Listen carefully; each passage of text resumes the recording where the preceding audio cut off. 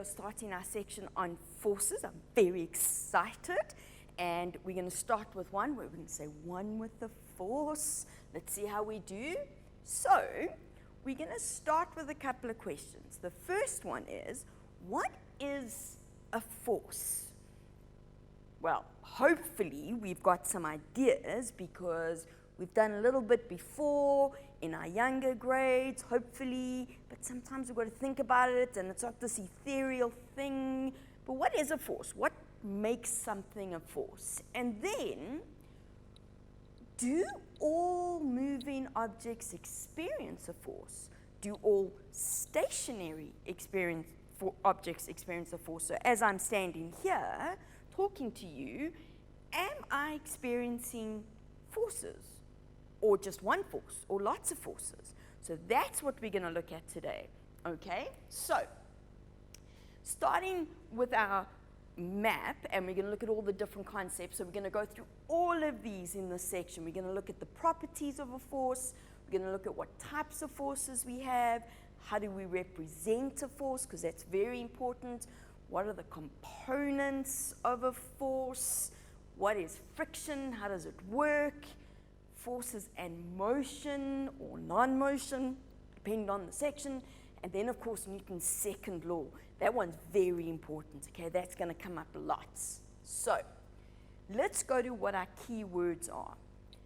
Force, so we're going to need to define it. What is a force? Where do we know it, what it does? What is a contact force? Very important. What is a non-contact force? And then, of course, newtons. Okay, so those are our units. And the spelling there is quite important. So, let's start. We're back here. What we're going to look at now is we're going to look at properties. What makes a force a force? Okay, so that's quite important. So, at the beginning, first of all, we need to define what a force is. Well, a force, in its very, very simplest form, is a push or a pull. So when we push something or we pull something, we're exerting a force, okay? All forces are either a push or a pull. Sometimes that means an object's going to move, sometimes it means it isn't. It all depends on the force, okay? What do we measure force in? Well, force, the unit is named after Isaac Newton, who you've probably heard about before, okay? And the unit is the Newton. It's spelled with a capital because it's named after a scientist, okay? And because it's named after a scientist, it has to be a capital, and it's a capital N. Now, please be careful when you write this one. This one's quite important. So when we write this, be careful that you don't write it as a round N, because that can sometimes look like a lowercase, and it's very much a capital. So when we write, it's got to be a capital letter, okay?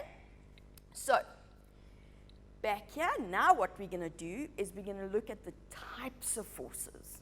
So we know it's a push and a pull, but not all forces are the same. It all depends on the things that are involved. Forces need objects, okay? They involve objects. There are always two objects involved. So, first one is our contact forces. Now, contact means they must be touching, okay? So it's forces where the force gets exerted because two things are touching each other. They have to be touching, okay? You've seen different types. We get applied forces. Now, applied forces can be from all sorts of things. So an applied force, for example, is when I push by one hand to the other hand, I'm applying a force. It's a pushing force, okay? So it's applied. Tension is the force we get between a rope. So if we're going to look at a little bit of a tug of war later, and if I have a rope and I'm pulling on both sides of the rope, that's tension in the rope, okay? Or, you know when you're naughty in class and you take an elastic band and you stretch it so you can shoot it at someone? Don't do that, it's bad. But when you stretch it, you get tension in the elastic band. That's tension, okay? friction. Such an important force, this one. We're going to spend lots of time on it. Friction, like when you rub your hands. Okay, so it's contact. You only get friction when there's contact. Now, friction, we get friction like on surfaces, and then we get air resistance. Air resistance is also friction, and then you're going to go, but where are the objects? Well, the air is made out of particles. The air has particles. When those particles touch whatever's going through the air, we get air resistance. That's still friction, still contact. Then we get the normal force. Ooh, hopefully you've come across this. Okay, hopefully in your younger grades you've come across the normal force. This is also another important one, and we're going to spend time with that a little bit later on. But the normal force is always between a surface and an object. Okay, so I'm standing on the floor right now, and the normal force is acting up on me. Okay, because I'm pushing down on the floor. So me and the floor have contact. I push on the floor, contact force. The floor's pushing up on me, contact force. That's the normal, okay? Then we've got non-contact forces. Now, these go on to, sometimes we also call these field forces. So hopefully you've seen those, okay? Field forces, we're not going to spend too much time on field forces in this section, okay? The first one, well, we have a few here, okay? So we have gravitational, that we all know about. We're very happy that we have gravitational forces because, well, we wouldn't be on the Earth if we didn't, okay? So the first one is gravitational. The next one is magnetic. You've spent some time doing magnetic forces, okay? When you have two magnets next to each other, yes, they can be in contact, but when they're a little distance away from each other, the force between them still acts. So they still feel they are non-contact. They don't have to be touching, okay? Then there's the electrostatic forces. I can hear the groans from when you did electrostatics before because you didn't like it. Electrostatic forces between charged objects. Yes, they can still touch, but they don't have to be touching, okay? Same with gravity, okay? Yes, we are on the surface of the Earth, but if I jump into the air, I'm not touching the Earth, but there's still that gravitational acceleration. So they don't have to be in contact, okay? So, how do we represent a force? Here again, it's remembering that force is a vector. As a vector, it has size and direction, okay? So, we represent it with an arrow, okay, which you've done before. You've done this somewhere along the way. So, we show the magnitude and the direction. So, if I have a force that's 2 newtons to the right, I will draw it as an arrow. Now, you would use a ruler, okay, I can't on the board. It's going to the right, so I have the arrow going to the right, and then I would say it's 2 newtons. Now, depending on your questions, you can do these by construction, which means I want them to be at a certain length, so I'll give you a scale, or it's just a representation. So now we've got to be careful. If I want to draw another vector that's, say, 5 newtons, but in the same direction, I have to draw it longer. Okay, it doesn't matter that it's not exactly double, it's just longer. It's just showing the relative size. Okay, so that's important. Then we get 2 other ways of doing it, and here we've got to be careful with the terminology. So we can draw force diagrams. Now, force diagram is where we take whatever our object is and we draw it as a box. Now, this is to help people like me who has no artistic ability whatsoever. So if they tell me I have an elephant and I want all the forces on the elephant, I can just draw the elephant as a box, which is good because I can't draw an elephant. But what we do with the force diagram is we show the forces acting on an object exactly how they act on the object. So if it's a push, we show it as a push. If it's a pull, we show it as a pull. Okay, so that's very important. So for example, if we put a little box over here, okay, so that can be anything. It could be me, it could be a chair, it could be whatever. I can show that my box is being pushed. And I can show that there's the normal force. So I showed exactly how it's shown. So the normal force is from the surface upwards, okay? Gravity on this one gets shown from the middle. And it's always shown from the center of gravity. That's quite important, okay? So for a force diagram, we always draw it this way, okay? Free body diagram, now we get to the fun part, because in our free body diagram, we draw it as a dot, but the arrows point away. So same here, now I've got my dot. Okay, so it's the center of gravity. Arrow goes up, that's the one that was going up. Arrow goes down, that was the gravity. But now this pushing force gets drawn like that. So we draw all the forces going away on a free body diagram. We'll talk about labeling later, okay? So these were our keywords that we've looked at so far. Force, contact, contact force, non-contact force, and Newton, okay? So we've done quite well. We've done lots of little bits and pieces. And that's where we're going to stop for now, and we'll carry on in a second.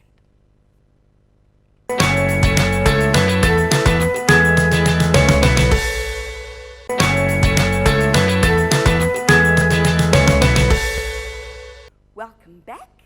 So before the break, we did a little bit of an overview. So we looked at properties, we looked at types of forces, and we looked at representation.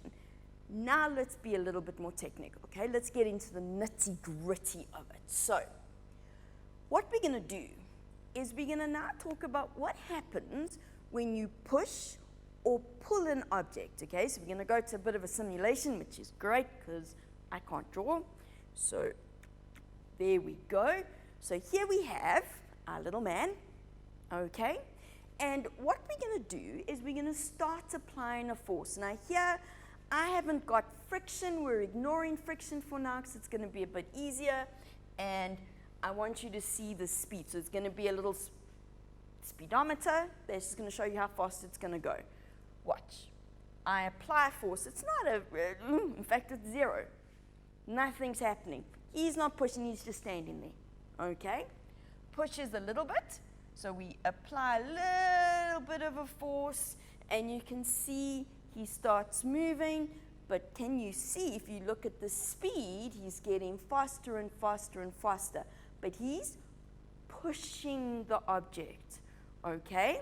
If I make this force smaller, now his force is zero, it still keeps going, and it keeps going, and it keeps going, and it keeps going. It'll keep doing this, there's no friction. Now, hopefully, I can apply the force again. I apply the force, what happens? He starts to speed up again.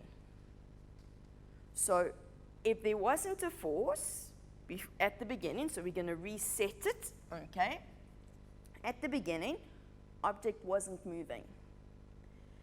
Then we had to apply the force, okay, so we had to give it some value, and then the object could start moving. So we could speed it up. If I took the force away, it still keeps going.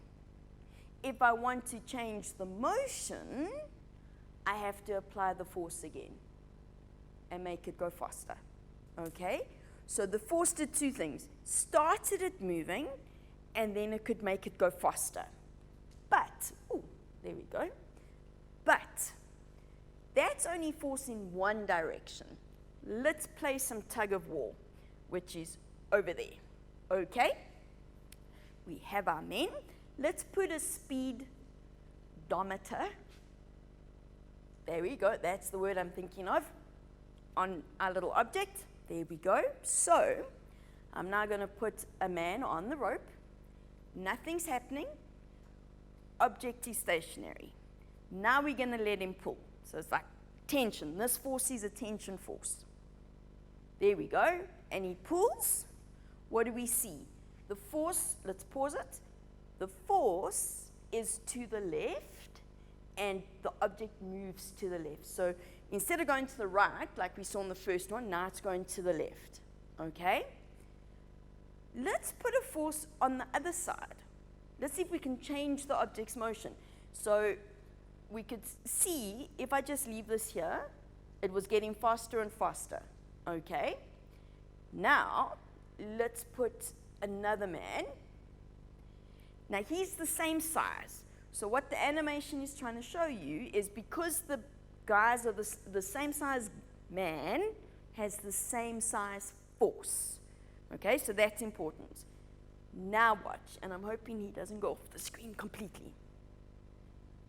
Oh, and if you look there, oops, he had to stop.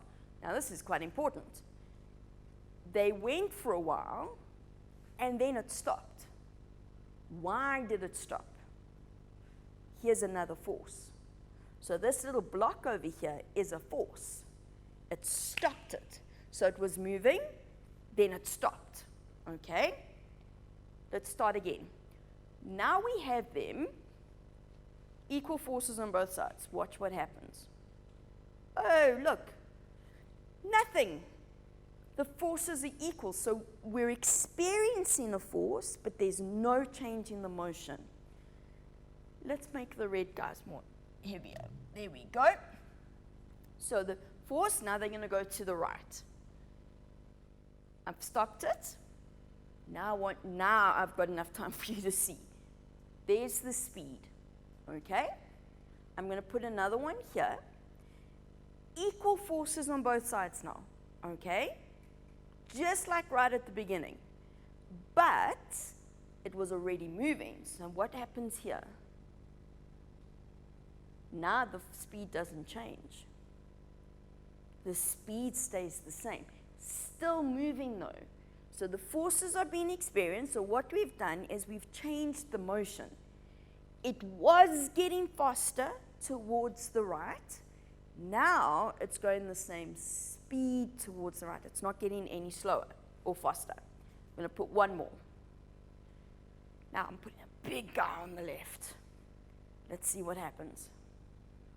It slows down, stops. Did you see that?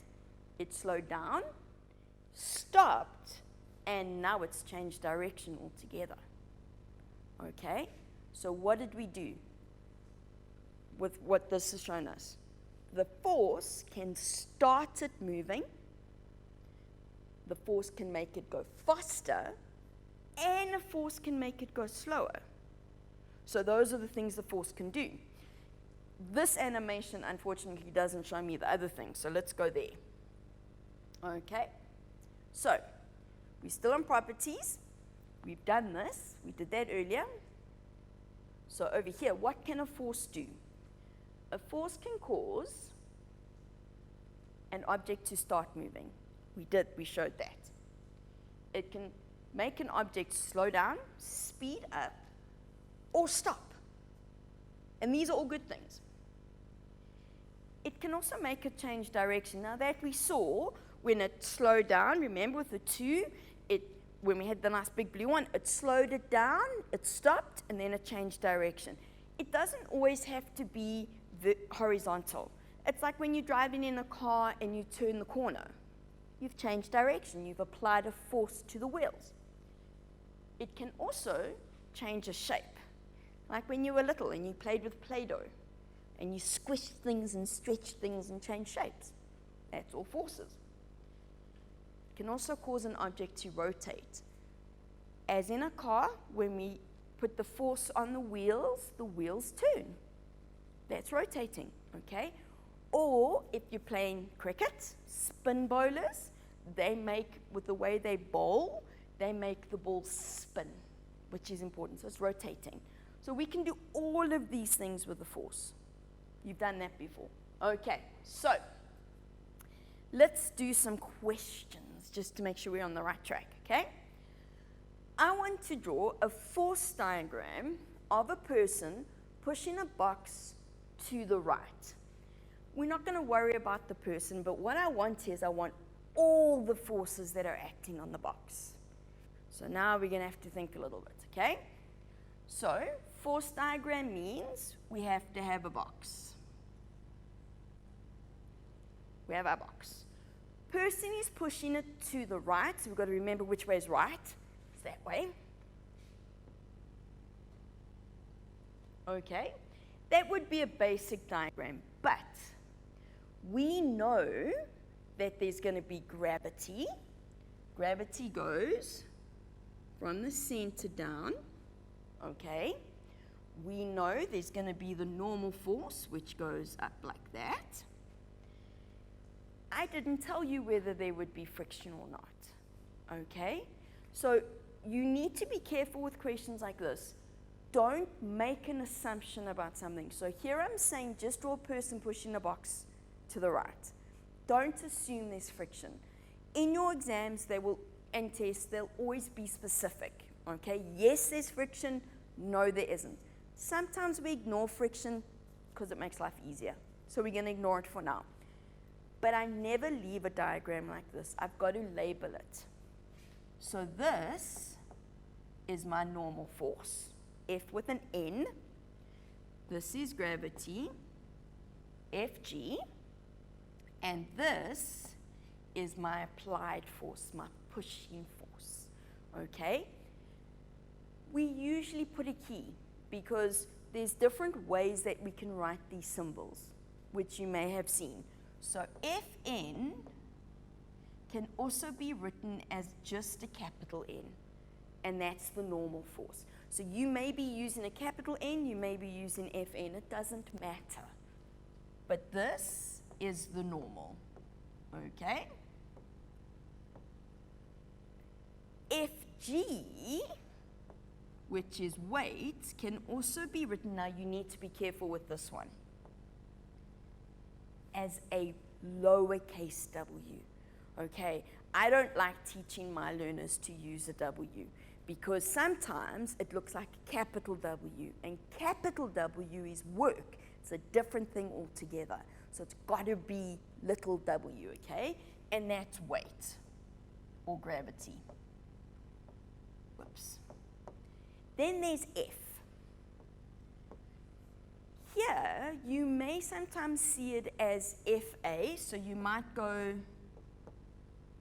F applied, but you need to be specific when we label this one. So this one, you can't just say it's an applied force. It is an applied force. But what we actually have to say is we have to say it's the pushing force. It's the box, it's the person pushing the box. Okay, so you need to describe to me what the applied force is. Where's it coming from? So here, I would put this as the pushing force. That's an I, by the way, pushing force. Okay, don't just say applied force. Why do we put the key? Because we can use different symbols. Okay, and all the symbols are right. We just got to make sure that whoever looks at our diagram is on the same page. Okay? All right. So, force diagram. Now I say to you, draw a free body diagram. What was the difference? We said right at the beginning, force diagram was the box. Free body diagram means a dot. I prefer free body diagrams. So here we have my dot, okay? The first two forces are easy because there's my normal, there's my gravity. Remember, I said when we draw forces, the size of the force is represented by the length of the arrow. So when we draw diagrams like this, if two forces have to be the same size, which these normally are, the normal and the gravity, we should draw them so they look like they're the same size. Your examiner is not going to take out a ruler and measure it, okay? But if it obviously doesn't look the same, then there's a problem. So just make sure they look like they're the same size. Now we've got to be careful because we said there was a pushing force, and our temptation with a free body diagram is to draw it here because it's pushing. But free body diagram, the forces must be away from the dot. So what we've got to do is take this arrow and put it on the other side. Okay, so I'm going to take it out from there because that's wrong. Okay, and what we need to do is we need to draw it there. Now, the reason why we do free body diagrams is because when it comes to our calculations, these are actually more useful for us. So when it comes to us needing to find net force for Newton's second law a little bit later on, this is useful. When we just have them shown exactly where they all go on the boxes, we can get a little confused as to what goes where and what belongs where, and it gets complicated. This is just better, okay? So, we're going to take another little break, and then we'll do some questions.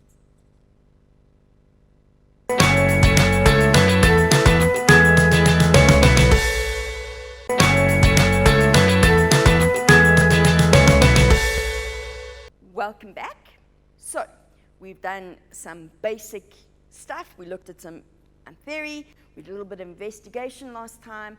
So now we need to do a question. So we're going to put all the stuff we've learned together in one question, okay? So again, we're still looking at properties, types, and representation, okay? So there we go. Let's see. So here we have a man on a motorbike, okay? And he's riding north. Very important. They say to me at a ooh, no, that's not what I wanted. There we go.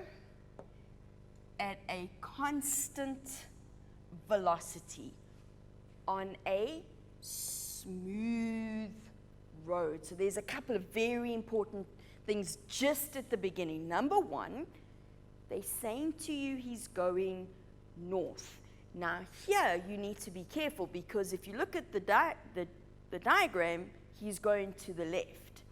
But remember, just because he looks like he's going to the left doesn't mean he is going to the left.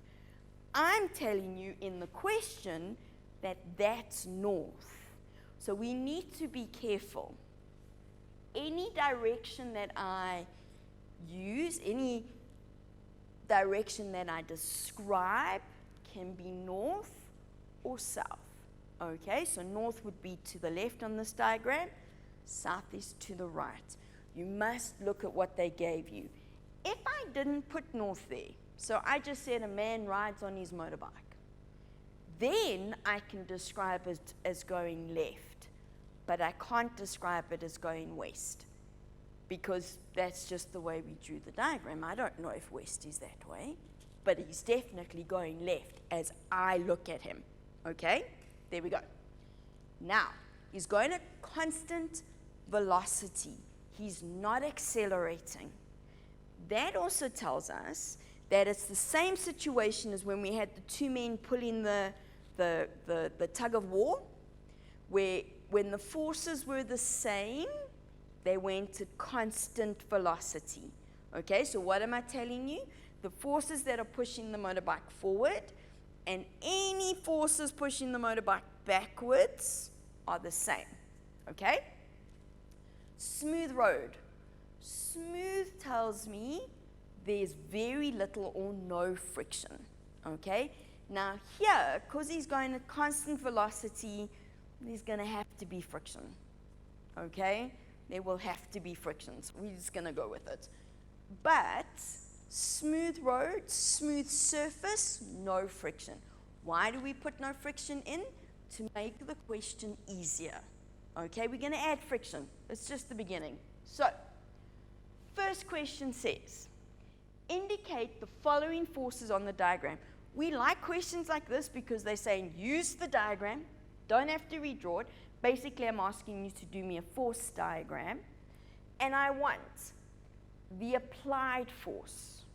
Now here, the applied force is the force from the engine. Okay, so the engine is somewhere in the middle.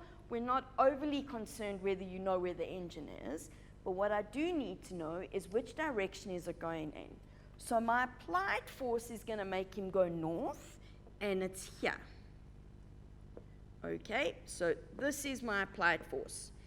I'm labeling it exactly the same way as they told me in the question.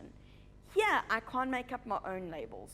I must use what they told me, okay? Now here we do put friction. I said it was a smooth road. Really wasn't a smooth road. Has to be friction. But this is a force diagram. So now we've got to go, where does friction act? Well, friction has to be on the road, and friction is between the tires and the road. Okay, so now when I draw it, there are two tires. Both tires have friction. So I'm actually just going to draw one. I'm going to draw it, ooh, there we go, on there, and this is friction. Okay, just pretend you can read my handwriting. Friction, okay? So here I'm showing exactly where the friction is. It's between the tires and the surface. Now they want gravity. Now, this one becomes a little bit interesting because it's on the motorbike, and the motorbike experiences gravity, the man experiences gravity. So really, we could put it in a lot of places, but we're not going to do that. Whenever we put gravity, we put it in what we call the center of gravity. In other words, if we could ignore all the outside, we could say right in the middle, this is where the gravity actually acts at the most. It's not the best way to describe it, but it's the easiest. So I'm going to draw it in one place, and we're going to draw it in the middle. So we're going to put gravity here. Okay, so there's gravity, okay, in the middle. Then they want the normal force. Now the normal force, remember, is from the surface to the object. Here, I can't just draw one because there are two tires. Both tires, both wheels touch the ground. So actually the normal force is between both of them. So I have to draw a normal force over there. I'm just going to draw it a bit out of the box so you can see it. But there would also have to be one there. Okay, and we make sure that they reach the surface. So we've got the normal force. I'm doing it on both because they're both hitting the ground. Okay, both tires experience that normal force. The man's not having a normal force with the ground. Okay, because he's not touching the ground, which is a good thing when you're riding a motorbike, okay? Especially when it's moving. It's not good for the shoes. Okay, so we got that. We've got the applied force, which is going north, so this must be in the same direction. Friction, always in opposite direction. Okay, friction opposes motion. It's not good for it. Well, sometimes it's good, sometimes it's not, depends on the situation. Gravity from the middle, the normal forces from the tires. Okay? First question, we like it because we didn't have to redraw it. Now, now they say, draw a free body diagram. Now, we had done the normal force with two things, okay? Here it's going to be a little different. Free body diagram says that we have to have a dot. So here's my man on the motorbike. It's great, that was easy. We had the applied force, which was going to the left, which was north in this case. We're going to keep the same labels. We can't change the labels. They told us what they had to be, so we've got to keep that, okay? Gravity goes from here. That's nice. And that was FG. Now here, I'm not going to do two lines for the normal force because I don't have to. Because here I'm putting everything together as one object. Because I'm doing it as one object, it means I can just draw the normal force like this. free body diagrams are so much easier. So much easier. The other one we needed was friction. And there's my friction. So if we now look at this and we go, if I have to do a calculation, if I have to do a description, this is much easier to work with because it's simple. So free body diagrams simplify things for us. But you need to be careful. You must read the question in front of you, okay? Because if they ask for a force diagram and you give them a free body diagram, you lose marks. If they ask for a free body diagram and you give them a force diagram, you also lose marks. So just be careful, okay?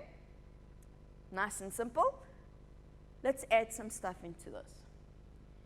Now they say, what do we know about the forces applied and friction? So what they're asking you here, in a roundabout way, is what is the relationship between them? Is the applied force bigger than, smaller than, or equal to friction? Okay, so we've got to go back to the beginning of the question where they said he's going at constant velocity. So remember, constant velocity, I said to you right at the beginning, means it's like the tug of war. They're pulling at the same amount. That's the only way that can happen. That means that force applied and the friction are equal in size.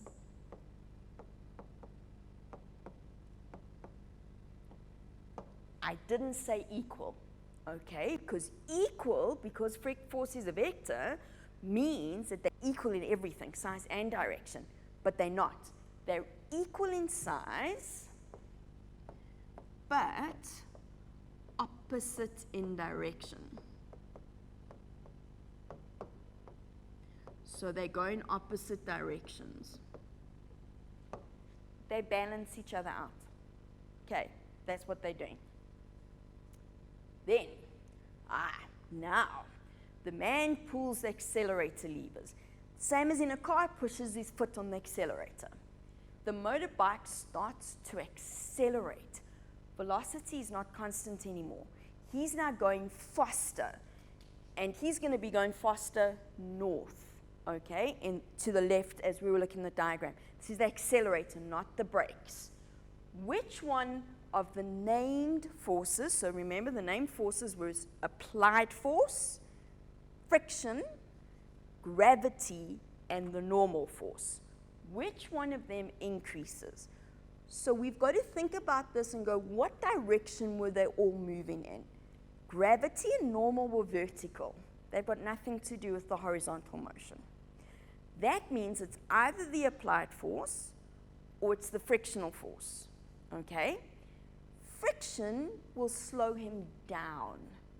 So by pulling the acceleration levers, he's increasing the applied force.